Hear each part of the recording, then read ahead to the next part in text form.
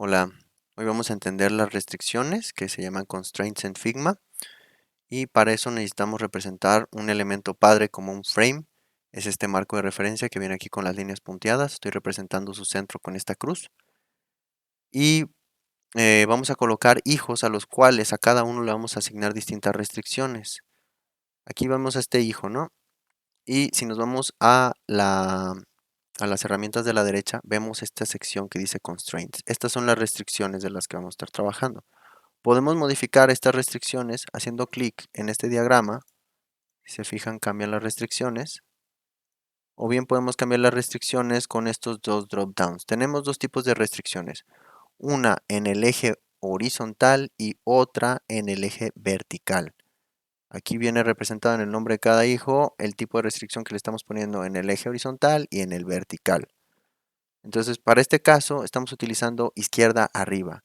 Ya sea izquierda, derecha, arriba o abajo, este tipo de restricción lo único que hace es respetar la distancia entre la cara izquierda del padre y la cara izquierda del hijo, y en el caso del otro eje, la cara superior del padre con la cara superior del hijo. Siempre va a mantener esta distancia entre el padre y el hijo entre esas caras.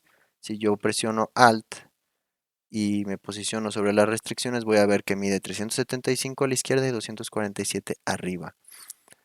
Si yo cambio el tamaño del padre a la derecha o abajo, no surte ningún efecto. En cambio, si yo lo cambio del lado izquierdo, se mueve el hijo y también hacia arriba se mueve.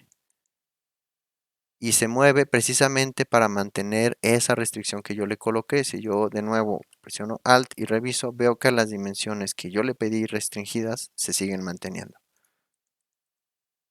Esto lo podemos hacer ya sea, como les había comentado, izquierda, derecha, arriba o abajo. Acá tengo un ejemplo de derecha a abajo.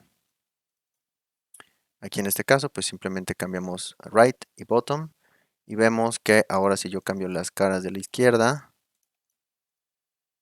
del padre y la cara superior, no pasa nada. Pero sí pasa cuando yo cambio la cara de la derecha y la cara inferior. Ahí sí, sigue respetando esas dimensiones.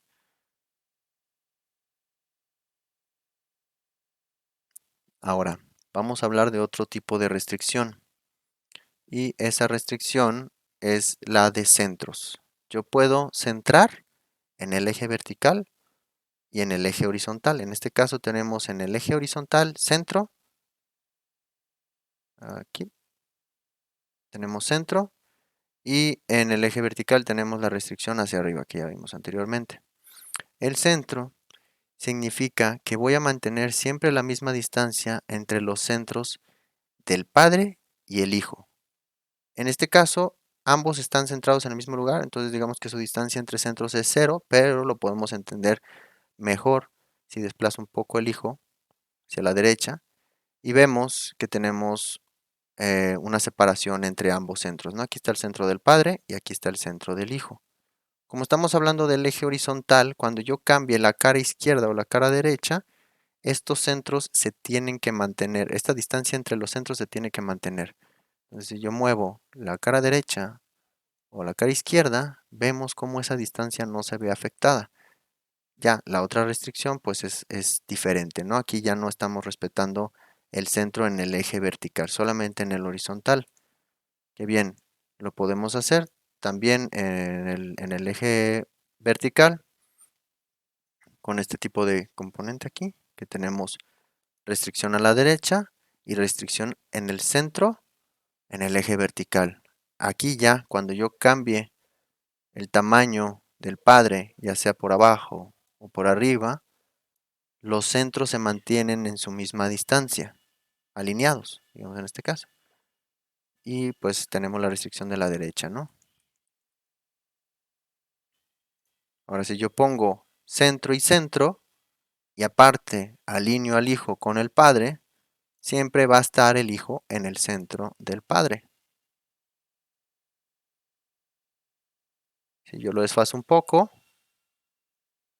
esta distancia tanto vertical como horizontal, digamos vertical esta es la distancia, perdón, horizontal esta es la distancia entre el centro del padre y el hijo, y vertical se va a mantener siempre.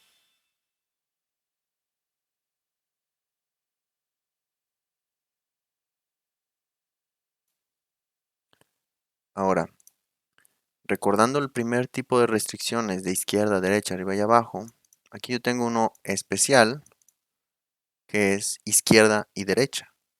Esto quiere decir que igual que las anteriores, que teníamos que respetar la distancia y el margen entre el padre y el hijo, que en este caso es 171, ahora lo vamos a hacer en ambos lados, izquierda y derecha. Esto significa que le vamos a cambiar el tamaño al hijo para poder mantener esta restricción. Si yo cambio el tamaño del padre, ya sea de la cara derecha o de la izquierda, me vuelvo a fijar en las dimensiones, veo que esos márgenes se siguen manteniendo en ambos casos, pero me cambió el tamaño del hijo. Lo mismo va a suceder hacia arriba y abajo,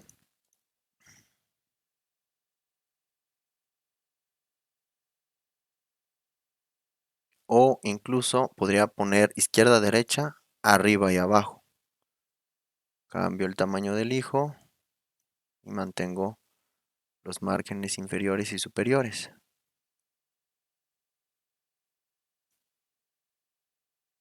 Ahora, por último, vamos a hablar de escalar.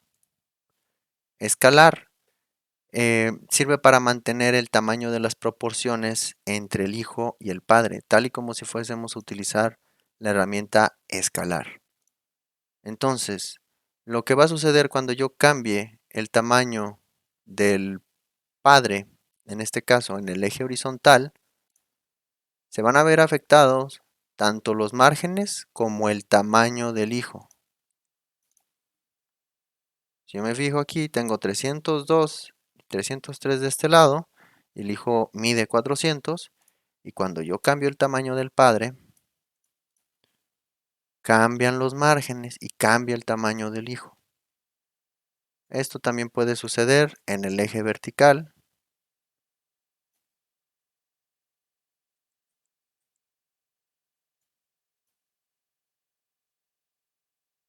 Podemos ver cómo se hace un redimensionamiento tanto de los márgenes como del tamaño del hijo. Eso sería todo para restricciones.